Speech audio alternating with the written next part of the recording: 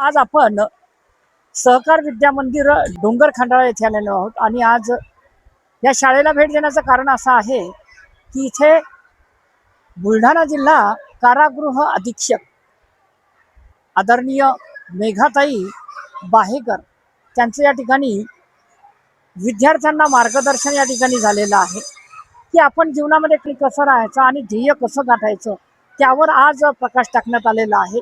काही विद्यार्थिनी आपल्या सोबत आहेत, त्यांना विचारूया की आजचा हा जो कार्यक्रम आहे कसा झालाय। तुझं नाव बेटा? माझं नाव श्रुती संतोष थोरात। मी इयत्ता 10वीत शिकते। तर आजचा कार्यक्रम हा खूप छान झाला। मॅडमने आम्हाला हवं तसं मार्गदर्शन केलं। असं कार्यक्रम होत असतात आम्हाला मार्गदर्शनासाठी। मॅडमने आम्हाला आरोग्याबद्दल सांगितलं, परत अभ्यास कसा करायचा याबद्दलही सांगितलं। अशा खूप माहिती दिली आम्हाला या बाबतीत पण। अच्छा, तुला काय वाटतं बेटा, या ठिकाणी ही जी माहिती मॅडमने दिलेली आहे ती माहिती या ठिकाणी आपल्या जीवनामध्ये कामा पडेल? हो, ही माहिती खूप आपल्या म्हणजे एक प्रेरणा देणारी होती आणि याच्यातून आपण खूप काही शिकलो की अभ्यास कसा करावा, आपल्या आई वडिलांचे स्वप्न कसे पूर्ण करावे, त्यांना म्हणजे आपण कसं सुख द्यावं, असं खूप अभ्यास करून मेहनत करून आपण त्यांना खूप अभिमान वाटला पाहिजेत आपला त्यांना। पण आज या ठिकाणी तू ध्येय गाठत असताना या ठिकाणी कोणत्या दिशेने वाटचाल करण्याची इच्छा आहे तुझी? म्हणजे मला कशामध्ये जाण्याची इच्छा आहे? स्पर्धा परीक्षा देणे, स्पर्धा परीक्षेच्या नंतर IAS।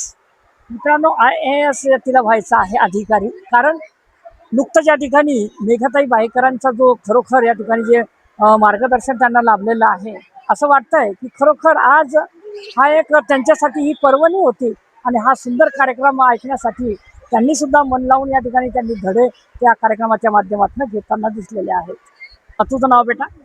माझं नाव साक्षी शिवाजी दळवी। अच्छा, किती याच्यात जाते तू? मी इयत्ता 10वी मध्ये शिकते। अच्छा, बरं, ही शाळा कशी वाटते तुला? शाळेबद्दल म्हटलं तर इथे सर्व शैक्षणिक बद्दल खूप चांगलं आहे। इथे सर टीचर्स वगैरे खूप चांगलं एक्सप्लेन करतात।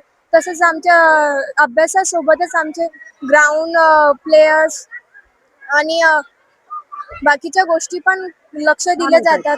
पण ह्या दोन वेण्या या ठिकाणी तू घातलेल्या आहेत, त्या वेण्या या ठिकाणी मॅडमने सांगितलेलं आहे का असं काही वागायचं वगैरे? हो, का इथे ते सर्व लेडीज टीचर आहेत, त्या सर्व मुलींवर लक्ष देतात। त्यांना डिसिप्लिन कसं असते, कसं राहावं, सगळं एक्सप्लेन करतात आणि डिसिप्लिन हे तर मुलींना पाहिजेतच, त्यावरही मॅडम लक्ष देतात। आपण जीवनामध्ये कसं राहायचं, काय राहायचं, कसं वागायचं वगैरे सर्व? लाईफमध्ये राहावं तर त्यासाठी महत्वाचं आहे डिसिप्लिन। डिसिप्लिन आणि आपल्यावर स्वतःचा कंट्रोल पाहिजे की आपण काय करतोय, कसं वागतोय, याचा तर कंट्रोल पाहिजेतच। घरी आई पण सांगतेच आम्हाला आणि स्कूलमध्ये पण टीचर्स खूप सांगतात। कोणत्या दिशेने धाव घेणार आपण? यावर आपल्या पुढच्या आयुष्यामध्ये खूप उपयुक्त ठरणार आहे आपल्याला हे। आपलं डिसिप्लिनच आहे, परत आपलं डिस्ट्रॅक्शन वगैरे दूर ठेवायचं। आणि माझं स्वप्न आहे की मी समाजासाठी काहीतरी करावं, यासाठी मी स्पर्धा परीक्षा देणार आहे। तसेच मॅडमनी आज सांगितलं की त्यांनी स्पर्धा परीक्षा दिल्या होत्या, त्यांना ते प्रॉब्लेम्स आले होते, त्यांनी कसं त्याला दूर केलं, प्रॉब्लेम कसे सॉल्व्ह केले, हे मी लक्षात ठेवून स्पर्धा परीक्षा दिली। मित्रांनो, रिमझिम पावसाच्या सरी बरसत आहेत, परंतु तरी सुद्धा विद्यार्थी या ठिकाणी त्यांनी आत्मसात त्यांनी धडे कसे घेतलेले आहेत हे याच्यातनं या ठिकाणी कळतंय। तुझं नाव बेटा? हो, माझं नाव प्रगती वसंत वानखेडे आहे। मी पण आज या ठिकाणी आरोग्याचा सल्ला मॅडमनी, गायकवाड मॅडमने दिलेला आहे, त्याच्या संदर्भामध्ये काय? मॅडमनी खूप छान प्रकारे आम्हाला आरोग्याबद्दल माहिती दिली।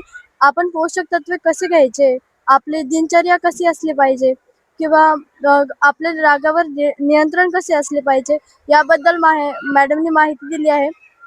ही माहिती आम्हाला खूप आरोग्यासाठी खूप उपयोगाची वाटली। मॅडमनी आम्हाला सांगितलं सकाळी उठल्यावर तुम्ही काय केलं पाहिजे, तुमची दिनचर्या कशी असली पाहिजे आणि तुम्ही हा दिनचर्येचा उपयोग म्हणजे तुम्ही दिनचर्यामध्ये जे करता त्याचा तुम्हाला उपयोग लाभ हे काय मिळतो असं सांगितलेलं आहे मॅडम। मित्रांनो, पाऊस चालू आहे तरी सुद्धा या ठिकाणी आपली प्रतिक्रिया चालू आहे। का चालू आहे? कारण इथे आपल्याला बघायला मिळालेलं आहे खरंतर या ठिकाणी शिक्षणाचे धडे हे सहकार विद्या मंदिरातून विद्यार्थी कसे घेत आहेत आणि कशी या ठिकाणी भरारी ते घेणार आहेत.